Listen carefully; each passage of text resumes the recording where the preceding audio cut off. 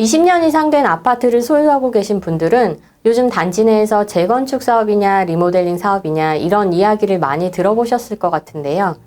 재건축 사업을 추진하려는 분들과 리모델링 사업을 추진하려는 분들 사이에서 다툼도 만만치 않습니다. 오늘은 재건축이 더 나은지 리모델링이 더 나은지 비교하실 수 있도록 재건축 방식과 리모델링 방식의 차이점에 대해서 이야기 드려보려고 합니다. 먼저 두 사업 방식은 근거 법률부터 차이가 있습니다. 재건축 사업은 도시 및 주거환경정비법이 근거가 되고 리모델링 사업은 주택법에 근거합니다. 각 법률에서 사업 방식의 정의, 사업을 위한 요건 등에 대해서 규정을 하고 있는데요. 재건축 사업은 도시 및 주거환경정비법 제2조 제2호 다목에서 노후 불량 건축물이 밀집한 지역의 주거 환경을 개선하기 위한 사업이라고 정의하고 있고 노후 불량 건축물에 대해서도 제3호에서 정의를 하고 있습니다. 해당 규정에서는 준공된 후 20년 이상, 30년 이하의 범위에서 시도 조례로 정하는 기간이 지난 건축물이라고 해서 준공된 지 최소 20년 이상 된 아파트여야 재건축이 가능합니다. 그런데 리모델링 사업은 주택법 제2조 제25호에서 건축물의 노후화 억제 또는 기능 향상을 위한 것으로 사용 검사일 또는 사용 승인일로부터 15년이 지난 공동주택을 증축하는 것으로 재건축보다는 노후도 충족 요건에서 좀 더 완화되어 있습니다. 이외에도 안전진단에 따른 등급도 좀 더 완화되어 있다 보니 재건축을 하려면 더 기다려야 되는데 리모델링을 하면 되니까 리모델링 사업이 더 낫다고 생각하실 수 있습니다. 다음은 절차상 차이를 말씀드리겠습니다. 재건축 사업은 리모델링 사업보다 절차상 거쳐야 할 부분이 더 많은 것이 사실입니다. 재건축 사업을 하려면 먼저 기본 계획이 수립되어 있어야 하고 재건축 사업 정비계획 위반을 위해서는 안전진단을 실시해야 합니다. 그 후 정비계획 수립 및 정비구역이 지정되면 추진위원회가 구성되어서 승인을 받고 난 뒤에 조합 설립 인가를 받게 됩니다.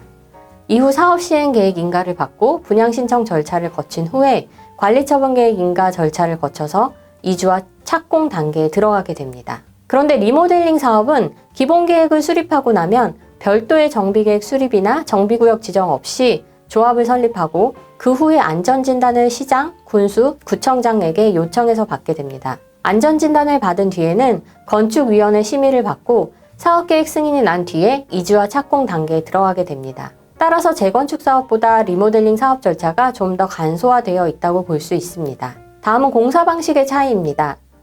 재건축 사업은 아예 아파트를 전부 부수고 다시 짓지만 리모델링 사업은 기존 아파트의 뼈대는 그대로 두고 공사를 하기 때문에 공사 방식도 완전히 다릅니다. 특히 리모델링 사업은 대수선 방식도 가능하지만 보통은 수직 증축이라고 해서 기존 층수의 2개 또는 3개 층을 증축하는 방식과 기존 아파트의 옆이나 앞뒤로 세대수를 늘리는 수평 증축 방식, 또 단지 내에 새로운 아파트를 따로 짓는 방식 등이 있습니다. 다음은 규제의 차이가 있습니다. 재건축 사업은 도시 및 주거환경정비법에서 투기 목적을 막기 위해 많은 규제를 두고 있습니다.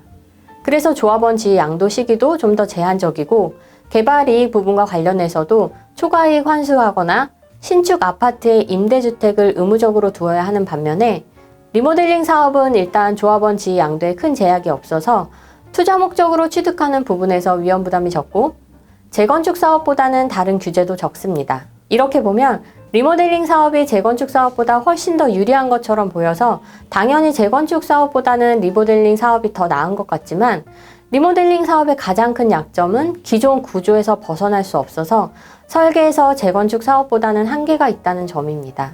옛날 아파트들을 보시면 대부분 직사각형 형태의 복도식 아파트들이 많았는데 요즘 신축 아파트들은 3베이 또는 4베이 타입이라고 해서 정사각형 모양에 가까운 경우가 많습니다. 이렇게 구조를 변경하려 해도 리모델링 사업에서는 구조 변경이 쉽지 않습니다. 또한 일반 분양분 역시 굉장히 적기 때문에 조합원들이 재건축 사업보다는 이익을 얻기 어렵다고 볼 수도 있습니다. 앞서 제가 말씀드린 부분은 인터넷상 굉장히 많이 알려진 내용들입니다. 그런데 이 내용들은 아무런 문제가 발생하지 않고 법에서 정한 절차가 잘 진행된 경우의 차이일 뿐이기 때문에 단정적으로 어느 사업 방식이 더 낫다고 하기는 어렵습니다. 아파트에 따라서 노후년도, 단지의 크기, 기존 용적률, 의사결집력 등 수많은 요인들이 적용될 수 있기 때문입니다. 예를 들어서 이미 우리 아파트는 30년 이상 된 아파트인데다가 단지가 매우 크고 저층 아파트여서 소유자들이 모두 한마음 한뜻으로 신축 아파트를 원한다고 하면 재건축 사업 방식으로 하더라도 최소한의 시간으로 최대의 이익을 낼 수 있습니다. 그런데 15년 정도 된 아파트에다가 이미 고층 아파트여서 더 이상 용적률을 높일 수 없고 단지가 크지 않으면 리모델링 사업 방식이 더 나을 수도 있습니다. 이렇게 내가 어떤 사업 방식을 선택할지 정하려면 최소한 기본적인 사업의 절차라든지 근거를 알고 우리 아파트의 객관적인 상황을 스스로 확인하신 다음에 재건축 사업과 리모델링 사업을 선택하시는 것이 좋습니다. 지금까지 법무법인 센트로 최희진 수석 변호사였습니다.